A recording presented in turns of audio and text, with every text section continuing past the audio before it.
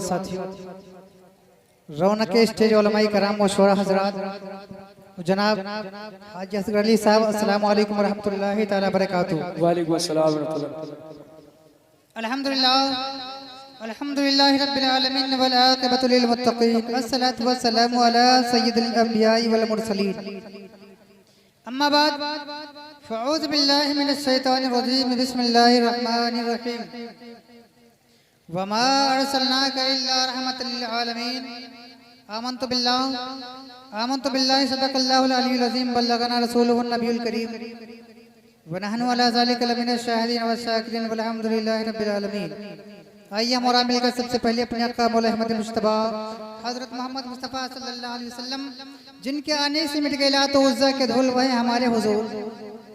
अगर सर पर रखने को मिल जाए ना लेने पाके हुजूर, तो फ़ख्र से कहेंगे ताजदार हम भी हैं। आइए उसी नबी की बारगाह में अपनी अपनी गुलामी का सबूत देते हुए पढ़े झूम झूम कर दुरूद पाक अल्लाहुम्मा सल्ली अला सय्यिदना मौलाना शफीना मौलाना मुहम्मद अलैहि सलातु व सलाम अलैका रसूलुल्लाह सल्लल्लाहु तआला अलैहि वसल्लम। हज़रात मोहतरम, मदीने का वो रोज़ा, वो मदीने की गलियां जिनको हाजी साहिबान ने देखा है, इनसे पूछिए कि वहाँ पर 70,000 फरिश्ते सुबह को हाजिर होते हैं और 70,000 फरिश्ते शाम को हाजिर होते हैं। जो फरिश्ता हाजिरी के नियत से नबी की बारगाह में आ गया, सुबह क़यामत तक वो फरिश्ता नबी की बारगाह में हाजिरी के नियत से नहीं आएगा। आइए उसी नबी की बारगाह में चंद अशआर पेश खिदमत है, समाअत करें। बसी है जब से वो तस्वीर यार आँखों में, बसी है जब से वो तस्वीर यार आँखों में, बसी है जब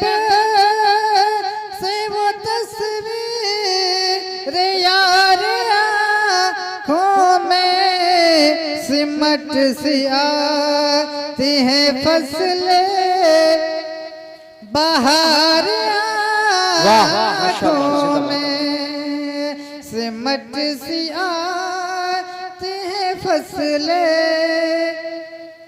बाहर आँखों में। ऐ हाजियो जरा रुकना, मैं चूम लूं तुमको। जो नबी के दयार की मिट्टी उनके कदमों में लग जाती है, तो शायर कहता है अगर उनके कदमों की गुबार मिल जाए तो मैं आंखों में मिसले सुरमा लगा लूं। ऐ हाजियो जरा रुकना, मैं चूम लूं तुमको। माशाल्लाह। ऐ हाजियो जरा रुकना, मैं चूम लूं तुमको, तुम्हारे कदमों की मल लो गुबार आँखों में। नारे तकबीर, हाथों को उठा के नारे के जवाब दे। नारे रिसालत, सरकार की आमद, आका की आमद, दाता की आमद। नारे तकबीर, नारे रिसालत। मोहतरम हज़रात, आप अपनी अपनी जगहों पे बैठे रहें, क्योंकि लाइट का जो है कनेक्शन बनाया जा रहा है। आप लोग इधर उधर मत भागें, बल्कि अपनी जगह पर बैठे रहें। ऐ हाजियो जरा रुकना, मैं चूम लूं तुमको, तुम्हारे कदमों की मल लो गुबार आँखों में, तुम्हारे कदमों की मल लो गुबार आँखों में। और ये भी शर्म मुलाहिज़ा करें, वो लामकान के मुसाफिर बने शबे असरा गुलाम के मुसाफिर बने शबे असरा गुलाम के मुसाफिर बने शबे असरा खुदा के जलवे समाए हजार आँखों में खुदा के जलवे समाए हजार माशाअल्लाह, वाह वाह, क्या बात। आँखों में तेरे कलम को रजा की वाह वाह वाह। रजा मिली नज़मी वाह। तेरे कलम को रजा की रजा मिली वाह, वाह, वाह, नज़मी तेरे कलम को रजा की रजा मिली नज़मी तभी ज़बान पे उतरे निखार आँखों माशाअल्लाह, में। माशाअल्लाह। तभी ज़बान पे उतरे निखार आँखों में। माशाअल्लाह। हज़रत मोहतरम अल्लाह तबारक व तआला इरशाद फरमाता है वमा अर्सलनाका इल्ला रहमतल लिल आलमीन। ऐ महबूब, हमने तुमको सारी कायनात के लिए रहमत बनाकर भेजा। मेरे आका सल्लल्लाहु अलैहि वसल्लम सिर्फ अपनों ही के लिए रहमत नहीं बल्कि बच्चों के लिए भी रहमत है। मेरे आका जवानों के लिए भी रहमत है। मेरे नबी बूढ़ों के लिए भी रहमत बनकर आए हैं। मेरे नबी हिंदू के लिए रहमत बनकर आए हैं। मेरे आका सिख और ईसाइयों के लिए रहमत बनकर आए हैं। आला हज़रत फरमाते हैं वो हर आलम की रहमत है। किसी आलम में रह जाते ये उनकी मेहरबानी है कि ये आलम पसंद। वाह वाह वाह, माशाअल्लाह। मेरे आका सल्लल्लाहु ताला अलैहि वसल्लम की जब जलवागरी हुई, मेरे आका सल्लल्लाहु अलैहि वसल्लम जब हजरत अब्दुल्लाह के सल्ब अतहर से मादरे शिकम में पहुंचे और आपको दुनिया में तशरीफ लाने के लिए कुछ महीने बाकी थे, लेकिन आपके वालिद मोहतरम हजरत अब्दुल्लाह का दुनिया से इंतकाल हो जाता है। जब हजरत अब्दुल्लाह रज़ी अल्लाह तआला अन्हु के घर पैदा हुए मेरे आका सल्लल्लाहु अलैहि वसल्लम, तो हजरत हलीमा फरमाती हैं, हजरत आमिना फरमाती हैं कि मैंने क्या देखा कि खाने काबा की दीवारें हजरत आमिना के घर की तरफ झुक गई हैं। यानी काबा को भी नाज है कि मुझको बुतों से पाक कराने वाला नबी आ गया है, अल्लाह का वह महबूब बंदा आ गया है जो हमको बुतों से पाक करा देगा। हम 360 खुदाओं की पूजा किया करते थे, उनसे हम निजात पा जाएंगे, उनसे छुटकारा पा वाह जाएंगे। माशाअल्लाह। मेरे आका सल्लल्लाहु अलैहि वसल्लम जब पैदा हुए तो मेरे नबी सल्लल्लाहु अलैहि वसल्लम को लेने के लिए मक्का से बहुत से दाया आई लेने के लिए। मक्के का दस्तूर ये रहा करता था कि जब मक्के में कोई बच्चा पैदा होता था तो उसकी परवरिश के लिए किसी दाया को रखा करते थे। उसकी परवरिश करने के लिए उसको पाल पोष करके उसको जवान किया करती थी। लेकिन हजरत हलीमा रज़ी अल्लाह तआला अन्हा फरमाती है कि दाया मुझसे लेने के लिए पहले जा चुकी थी। मेरी ऊँटनी बहुत कमजोर और ज़ईफ थी। जब आखिर में मेरी बारी आती है, मेरी ऊँटनी चल नहीं सकती थी, कमजोर है, ज़ईफ है। जब मैं मक्का की बाजार में पहुंची तो मुझसे मक्का के दुकानदारों ने कहा कि हलीमा तेरी ऊँटनी कितनी कमजोर और ज़ईफ है। अरे हलीमा तू मोहम्मद को लेने के लिए जा रही है, उधर से वापस कैसे आएगी? जब मोहम्मद को तू सवार करेगी तो उधर से वापस कैसे लौटेगी? तेरी ऊँटनी तो कमजोर है, तेरी ऊँटनी तो ज़ईफ है, तेरी ऊँटनी तो लागर है। लेकिन हजरत हलीमा फरमाती है कि जब मैं हजरत आमिना के घर पहुंची तो फरमाती हैं कि आमिना जो तेरे घर में बच्चा पैदा हुआ है, मैंने सुना है माशाअल्लाह, उसकी पेशानी में नूरे मोहम्मदी चमक रहा है, उस बच्चे को मेरी गोद में दे दे। फरमाती है आमिना कि ए हलीमा, अरे तेरी क्या मजाल है, तुझसे पहले तो हुजूर को छोड़कर अरे बहुत सी दाइयाँ जा चुकी है, तू तो गरीब है और ये बच्चा भी गरीब है।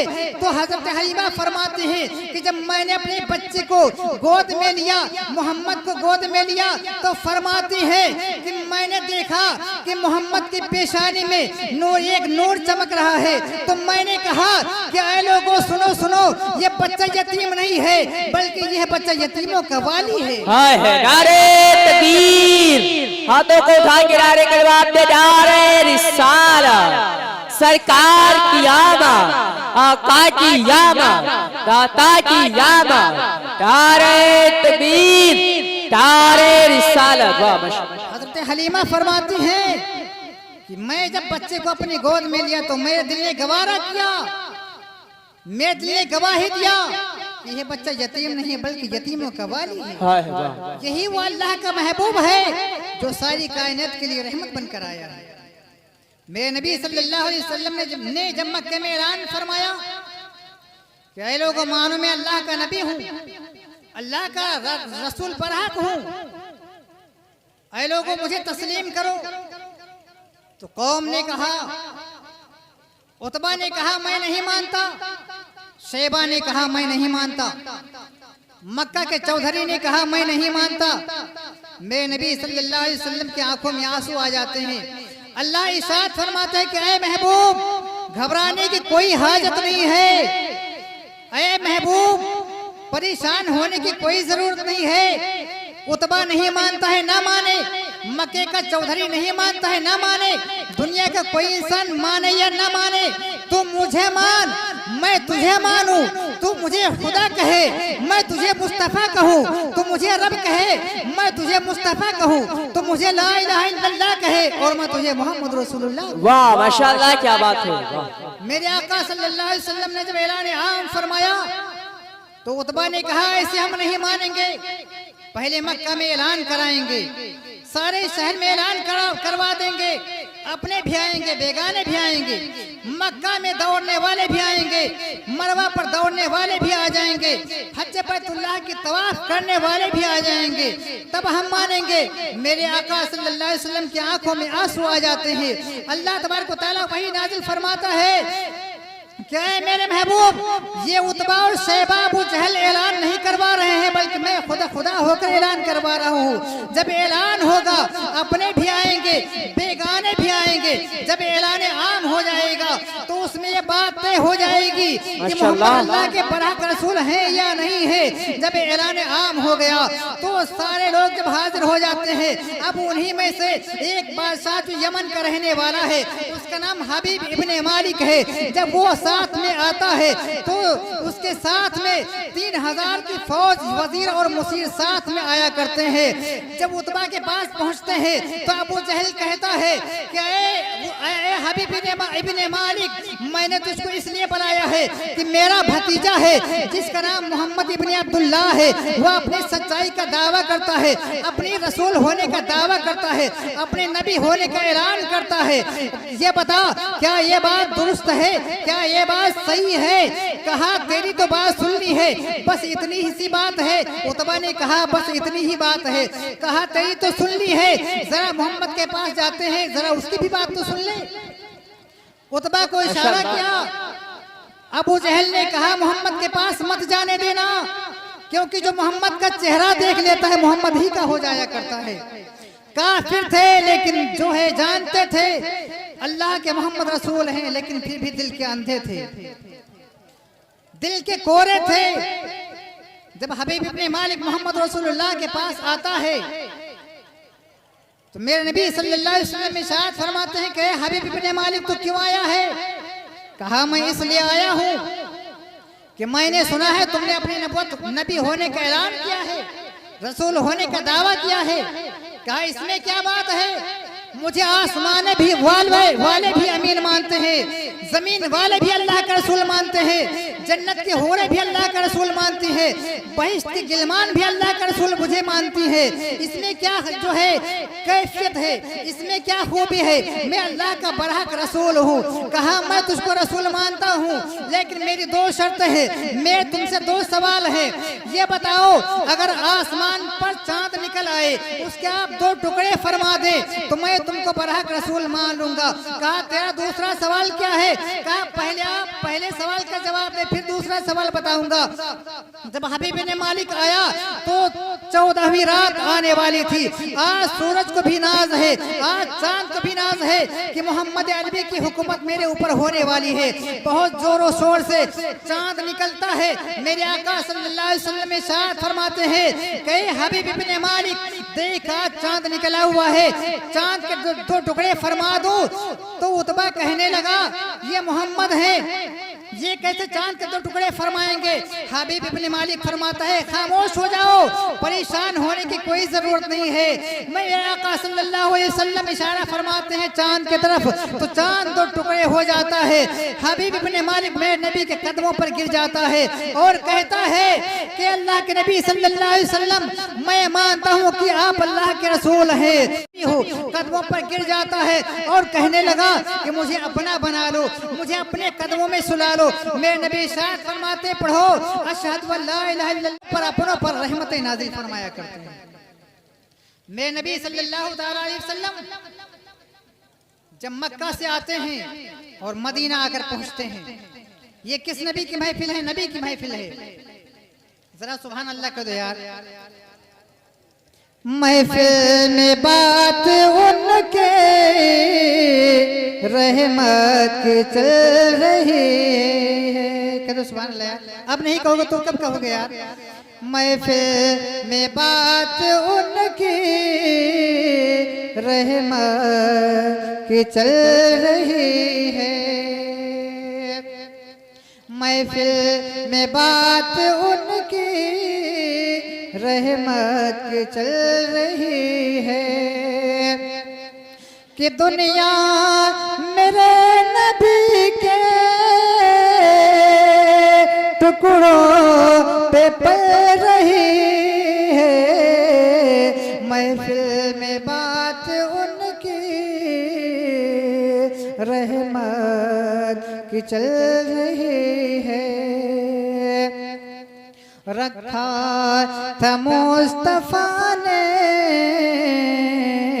पाए करम जहाँ पर, रखा था मुस्तफा ने